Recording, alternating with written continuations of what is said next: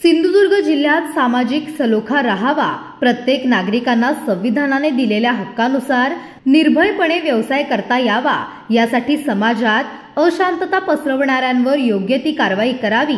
जिल्ह्यात सर्वधर्मीय एकोप्याने व सलोख्याने नांदत असताना अल्पसंख्याक बांधवांना धमकावण्याचे व त्यांचे व्यवसाय बंद पाडण्याचे प्रकार वारंवार घडत आहेत।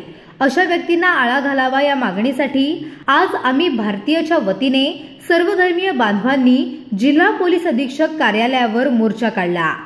बांदा येथील फूल विक्रेता आफताब शेख आत्महत्या प्रकरणामध्ये पोलिसांनी हेतुपरस्पर संबंधित आरोपींच्या विरुद्ध फिर्याद नोंदवण्यासाठी विलंब केला आहे।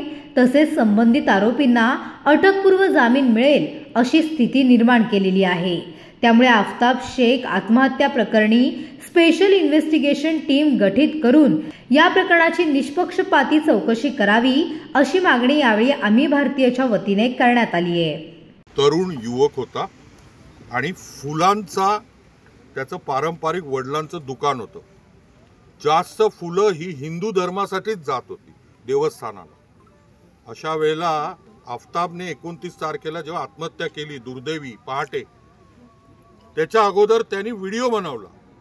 महत्वाचा मुद्दा हा आहे, आता व्हिडिओ ज्यांची नावं घेतली 5 लोकांची, त्या 5ही लोक आज 13-14 दिवस झाले ते बांद्यात मोकाट फिरतायत। मग पोलीस प्रशासन असेल तर ते काय करतंय, ते मोकाट कसे फिरतायत, मेसेज काय जातोय समाजात की त्या लोकांना पोलीसही हात लावू शकत नाहीत। हा धोकादायक आहे मेसेज, हे तात्काळ थांबलं पाहिजे। हे आमच्या जिल्ह्याची संस्कृती नाही। धन्यवाद।